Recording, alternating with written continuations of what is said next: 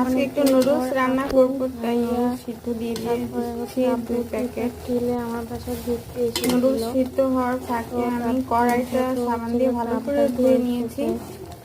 এখন হচ্ছে তেল দিয়ে দিব, কড়াইটা গরম হলে। তার আবার কি আচ্ছা, কি খাবা তুমি? যায় বলো? ম্যাগি খাবা? নুডলসটা সিদ্ধ হতে তেল দিয়ে দিলাম। অন্যদিকে কড়াইটা ভালো করে ধুয়ে নিয়ে তেল ঢেলে দিচ্ছি। তেল দিয়ে দিয়েছি, চুলাটা জ্বালিয়ে সিদ্ধ হয়ে গিয়েছে। একটু হালকা সিদ্ধ থাকতে খেয়াল রাখতে হবে, বেশি সিদ্ধ হয়ে গেলে নরম নরম ভোতা ভোতা হয়ে যাবে। একটু শক্ত থাকতে থাকতে আমি এটা নামিয়েছি, একদম পারফেক্ট সিদ্ধ হয়েছে। সিদ্ধ হয়ে আসলে নামিয়ে নিব। ওভার বয়েল হয়ে গেলে সেটা খেতে বেশি ভালো লাগে না।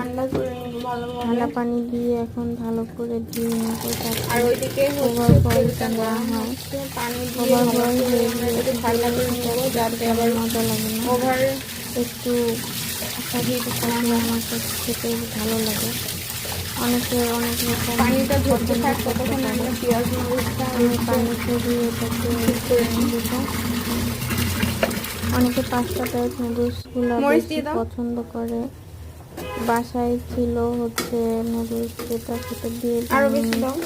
তুমি ঝাল কম খাও। তারপরে ওকে আরহামকে জিজ্ঞাসা করলাম তুমি খেতে পারো? কেমন ঝাল খেতে পারো?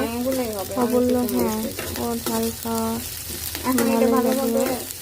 তাই বললাম ওই কাঁচামরিচ দিলাম না, শুকনো মরিচ দিলে সেটা ছোটো বাচ্চাদের জন্য ভালো হবে না। তারপর নাড়াচাড়া করে নরম হওয়ার অপেক্ষা করছিলাম। এখানে মাংসগুলা ছোট করে দিয়ে দিচ্ছিলাম। মাংস আগে থেকে রান্না করা ছিল, তাই আর এক্সট্রা করে ফ্রিজ থেকে ঠান্ডার মধ্যে নামিয়ে নিয়ে বারবার নাড়া দিচ্ছিলাম যাতে পুড়ে না যায়। নুডলস ঢেলে দিয়েছি, এখন হচ্ছে ভালোভাবে মিক্স করে নিব।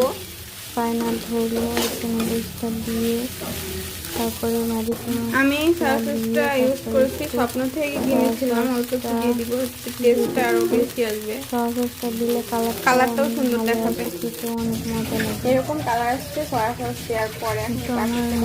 কালার খাওয়ার জন্য ছোটরা ঘোরাঘুরি করতেছে যে কখন খাবে, বড় বাটি বের করছে খাওয়ার জন্য।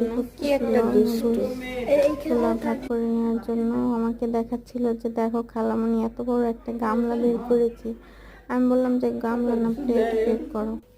তারপরে প্লেটে রাখতে না রাখতে তো জিজ্ঞাসা করছিলাম কেমন হয়েছে, ও বলছিল অনেক মজা হয়েছে।